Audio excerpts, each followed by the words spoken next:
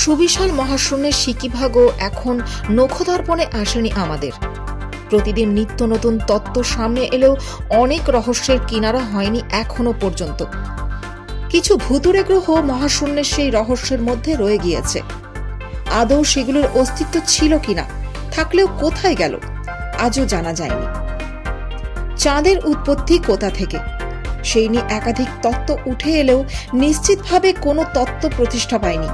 কোটি কোটি বছর আগে সৌরজগতে থিয়া নামে একটি গ্রহ ছিল বলে শোনা যায় পৃথিবীর সঙ্গে সংঘর্ষ বাঁধলে ধ্বংস হয়ে যায় থিয়া। তার সামান্যতম অংশ আর চাঁদ রূপে বিরাজ করছে, কিন্তু সৌরজগতে থিয়ার অস্তিত্বের প্রমাণ আজও মেলেনি। 19 শতকের বিজ্ঞানীদের ধারণা ছিল সূর্যের সবচেয়ে নিকট গ্রহ আসলে ভালকান। বুধের ঠিক অনুসুর অবস্থানে ভালকান সূর্যকে প্রদক্ষিণ করত এবং পরে কোনো কারণে ছিটকে বেরিয়ে যায় বলে দাবি ওঠে। আজ পর্যন্ত সেটির হদিশ মেলেনি। পৃথিবীর চেয়ে আকারে বড়, প্রাণ ধারণের উপযোগী একাধিক পাথুরে গ্রহ সৌরজগতে অবস্থান করছে বলে দাবি করেন অনেকেই, কিন্তু আজ পর্যন্ত হাতে কলমে তার প্রমাণ দিতে পারেনি কেউই। চাঁদের মতোই মঙ্গল গ্রহের ভৌগোলিক চরিত্র পরস্পর বিরোধী। মঙ্গল গ্রহের উত্তর গোলার্ধ মোটামুটিভাবে সমতল, সেই নিরিখে দক্ষিণ গোলার্ধ অবনমিত এবং খানাখন্দে ভর্তি।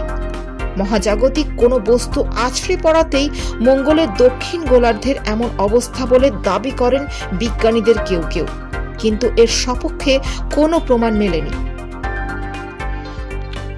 1766 সালে প্রাশিয়ার জ্যোতির্বিজ্ঞানী জোহান টিটিয়াস সূর্য এবং গ্রহগুলির মধ্যেকার দূরত্বের বিশেষ গাণিতিক নিদর্শনের খোঁজ পান।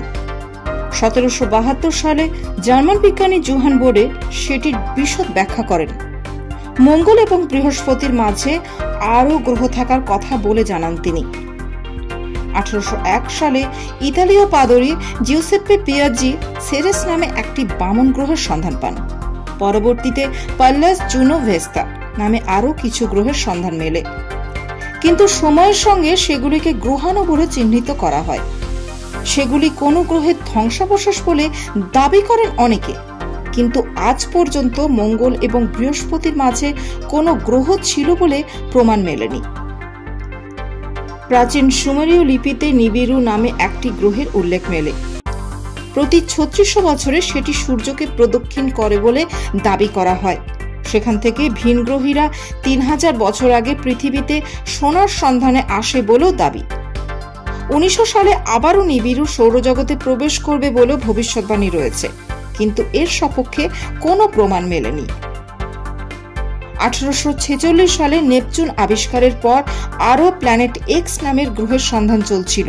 1930 সালে প্লুটোর সন্ধান মেলে, কিন্তু প্লুটো গ্রহ থেকে বামন গ্রহে পর্যবসিত হয়েছে। আজও প্ল্যানেট এক্স এর সন্ধান মেলেনি, তবে নেপচুন থেকে 200 অ্যাস্ট্রোনমিক্যাল দূরত্বে আরও 2টি গ্রহ থাকতে পারে বলে দাবি অনেকের। 1999 সালে জ্যোতির্পদার্থবিদ জন মাটিজ, প্যাট্রিক হুইটম্যান এবং ড্যানিয়েল হুইটমায়ার টাইচি ধূমকেতুর অস্তিত্বের কথা বলেন। জানান কোনো কারণে সূর্য থেকে 10,000 অ্যাস্ট্রোনমিক্যাল ইউনিট দূরত্বে ছিটকে গিয়েছে টাইচি। সেটি আয়তনে বৃহস্পতির থেকে 4 গুণ বড় বলে দাবি করা হয়। 2009 থেকে 11 সালে ফের পৃথিবীর আকাশে সেটির আবির্ভাব ঘটতে পারে বলে দাবি করা হলেও তা ঘটেনি। 1984 সালে ডেভিড ট্রাউপ এবং জে জন সেপকোস্কি একটি গবেষণাপত্র প্রকাশ করেন। তাতে বলা হয় প্রতি 2,60,00,000 বছরে প্রাণের অবলুপ্তি ঘটে। এর সপক্ষে প্রমাণ চাওয়া হলে যুক্তি দেওয়া হয় যে সূর্যের অনুরূপ একটি অনাবিষ্কৃত নক্ষত্র রয়েছে, যার নাম নেমেসিস রাখা হয়। সেটি ওর্ট ক্লাউডের বিপত্তি ঘটায় এবং তা থেকে মহাজাগতিক বস্তু পৃথিবীতে আছড়ে পড়ে এবং প্রাণের বিলুপ্তি ঘটে। আজ পর্যন্ত নেমেসিসের খোঁজ মেলেনি।